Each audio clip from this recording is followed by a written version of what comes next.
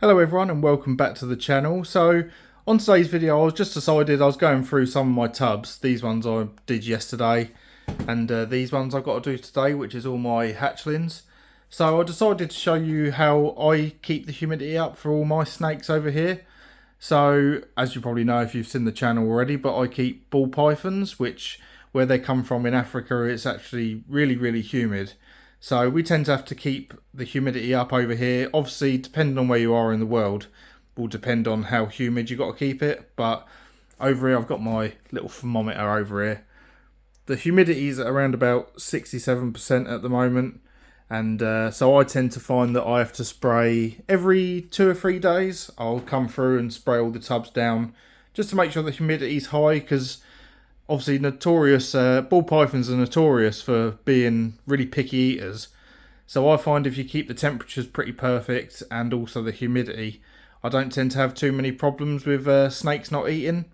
So that's could be one tip for you if you're having snakes that are having problems. Just make sure all the husbandry is correct and make sure that it's the humidity is high, the temperatures are pretty spot on, because they can be quite fussy. And the demonstrator for today has decided to come have a look. She's about to come out of shed in the next 2 or 3 days. She's just started sort of going back to her normal colours. And that's the banana orange dream leopard 100% het clown. So she's had one lock with the super GHI clown. So I'm hoping to make some nice banana leopard GHI clowns, hopefully. Hopefully some nice holdbacks from this season. So the things that, let's have a look inside the tub. So the things that obviously determine about the humidity as well is also what bedding you use. I know some people use bark, some people use lignocell, which I've tried before, and I just found it really messy, and quite a few of the girls had not very good sheds, so I decided to move back over to the coconut husk, which is this stuff here. So I tend to find that it holds the humidity really well, and which is obviously what you want. You don't want to be coming in every single day spraying the tubs down if you don't need to. Obviously if you keep in vivariums it's a little bit different, but where I've got them in the tubs here, I tend to find that it holds humidity for a few days, 2 or 3 days, before I've got to come back in and respray. So obviously one of the ways to raise the humidity is to have a water bowl. Obviously the ambient temperature inside the tub or vivarium, whatever you're keeping in, the water will eventually evaporate and cause the humidity to rise, but that doesn't seem to keep it high enough to what we actually need to keep these guys under. So what I use is I have one of these spray bottles.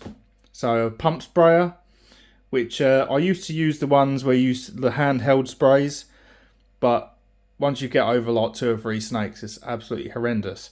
You're right, it feels like you're doing an arm workout when you're trying to do it. So I use one of these pump sprayers. You can pick them up pretty cheap on Amazon or from like a local gardening centre or something like that. But it just makes your job so much easier. So when I'm coming in and spraying the tubs, as you can see, it's still a little bit wet down the front end. But when you spray down the top end, so what I'll do is I'll just go through and give it a spray.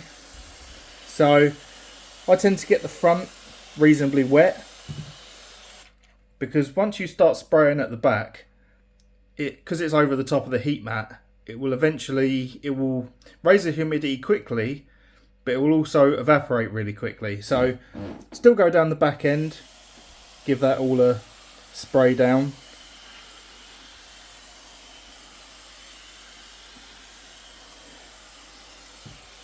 And cut back down the front. So as you can see with the coconut husk, so the bedding around the back is nice and wet, but that will evaporate really quickly. But the stuff you spray down the front will actually be the bit that holds the humidity even better.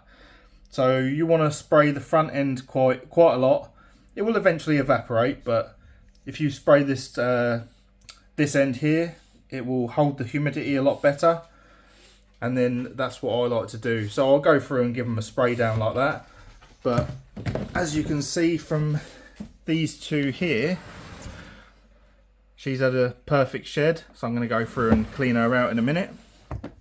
This is my GHI girl. She's had a lock with the Mojave Ultramel. So hopefully get some GHI Mojave Het Ultramels. And also this girl, the Pastel Spot Nose 100% Het Clown. She's had a perfect shed as well, so I'll go through and clean her out. She's had one lock with the Super GHI Clown as well, so hopefully be able to make some Spot Nose GHI Clowns. Another thing I'd like to hold back. So yeah, if you, as I was saying, you want to spray the front of the tub a lot more than you would do the back. Obviously spray the back down, make it nice and wet down there, but that will evaporate really quickly because it's going to be over the top of the heat mat over here. So ideally you want to spray that up a lot, but also spray down this top end as well, because that will hold the humidity even better.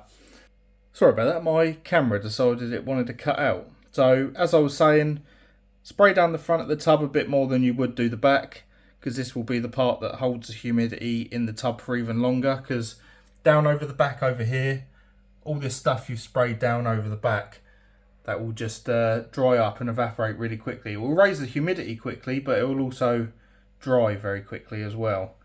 And she's coming out to come say hello. This girl absolutely hates me, so I wouldn't be surprised if she tries to bite me at some point if I stay around for too long. So she's about 1,600 grams at the moment, just a little bit over. And as I said, she's had one lock with the Super GHI Clown, so hopefully be able to see some bits coming from them. I'm very excited about that pairing. Hopefully it ends up working out and I get some eggs from her this year. That'd be absolutely great. So if anyone's wondering as well, these hides that I get, so this is a large hide, which as you can see, she's got plenty of space in there to move around. I think they say up to about 3 kilos they're good for.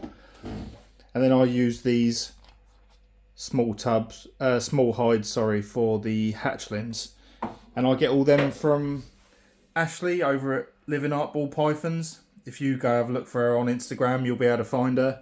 She does some really cool stuff in her shop, like these feeding tongs as well that I've got. They come from her as well.